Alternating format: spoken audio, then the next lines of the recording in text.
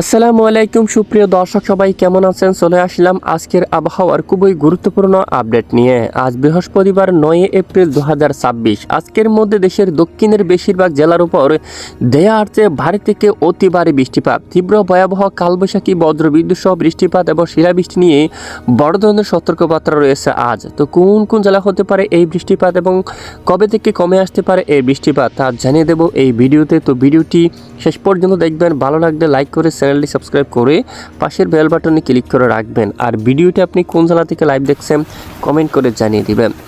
বর্তমানে এই মুহূর্তে রাডার উপগ্রহ স্যাটেলাইট ইমেজের উপর দেখা যাচ্ছে বাংলাদেশের একেবারে দক্ষিণ অঞ্চলে ব্যাপক শক্তিশালী কালবৈশাখী বজ্রবাহী মেঘ তৈরি হয়েছে। বর্তমান খুলনা বিভাগের অনেক এলাকায়, রাজধানী ঢাকা বিভাগের দক্ষিণ অঞ্চলে, বরিশাল বিভাগের সকল জেলায় ব্যাপক আকারে বৃষ্টিবাহী মেঘ প্রবেশ করেছে এবং কয়েক ঘন্টার মধ্যে এখানে বরিশাল বিভাগের সকল জেলায় এবং চট্টগ্রাম বিভাগের উত্তর পশ্চিমের সকল জেলার উপর তীব্র বজ্রবিদ্যুৎ সহ হালকা থেকে মাঝারি ধরনের বৃষ্টিপাত হতে পারে। বিশেষ করে এদিকে সোমদ্বীপের দিকে অথবা হাটহাজারি, ফটিকছড়ি, মানিকছড়ি, ছাগলনাইয়া এখানে, তারপর এখানে চৌমোহনী, রায়পুর এখানে বৃষ্টিপাত হতে পারে হালকা থেকে মাঝারি ধরনের, এবং বোরহানুদ্দিন, লালমোহন, চরপেশম, খাতিয়া এই অঞ্চলে।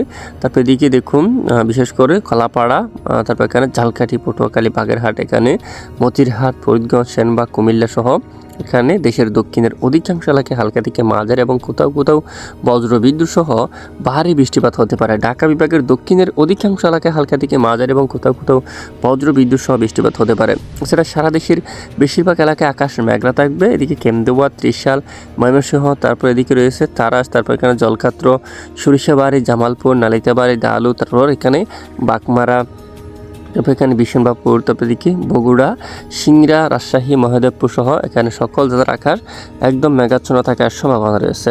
এছাড়া মেঘ বৃষ্টির মোড়ে আমরা চলে যাচ্ছি, দেখতে পাচ্ছি দেখুন বৃহস্পতিবার 9 এপ্রিল আগামী 24 ঘন্টায় বেশ কিছু এলাকায় বৃষ্টিপাতের সম্ভাবনা। এদিকে দেখুন কুমিল্লা সহ কুমিল্লার এদিকে, তারপর ব্রাহ্মণপাড়া, হোমনা, মুন্সিগঞ্জ, ঢাকা, আগরতলা, বেলোনিয়া, তারপর ছাগলনাইয়া, ফেনী, দিঘিনালা, মগিয়াবাড়ি এই এলাকায় বজ্রসহ হালকা থেকে মাঝারি ধরনের বৃষ্টিপাত হওয়ার সম্ভাবনা থাকবে। এদিকে হবিগঞ্জ, তারপর এদিকে বানিয়াচং, মৌলভীবাজার এবং এদিকে খামালগঞ্জের দিকে, তারপর কুলাউড়া, বালাগঞ্জ, বড়লেখা, সিলেট, তারপর এদিকে চরকায়, জৈন্তাপুর, চাতকবাজার, পেনারবাগ, তারপর কেন্দুয়া এই সকল জেলাগুলোর উপরও ভয়াবহ বজ্রবিদ্যুৎ সহ হালকা থেকে মাঝারি ধরনের বৃষ্টিপাত হওয়ার সম্ভাবনা রয়েছে।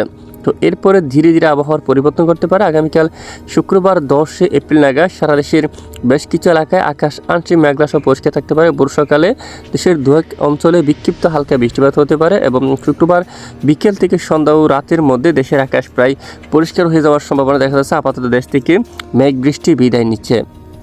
নতুন করে বৃষ্টিপাত আসার মতো পূর্বাভাস পেলে অবশ্যই আমরা জানিয়ে দেবো, তো আমাদের সঙ্গে থাকবেন।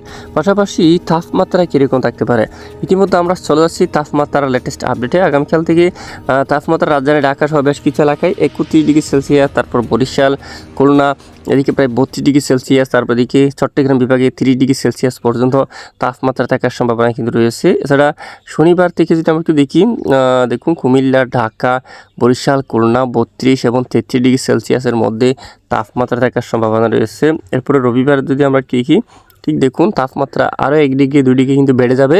খুলনায় 35 ডিগ্রি সেলসিয়াস, বরিশালে 34 ডিগ্রি সেলসিয়াস, চট্টগ্রামে 31 বা 32, তারপর কুমিল্লার দিকে 33 ডিগ্রি সেলসিয়াসের মধ্যে তাপমাত্রা ওঠানামা করবে। তারপর দিকে ঢাকায় প্রায় 36 ডিগ্রি সেলসিয়াস পর্যন্ত, রাজশাহীতে 35, তারপর মালদা এই অঞ্চলে আবারও 25 ডিগ্রি সেলসিয়াস পর্যন্ত তাপমাত্রা থাকার সম্ভাবনা রয়েছে।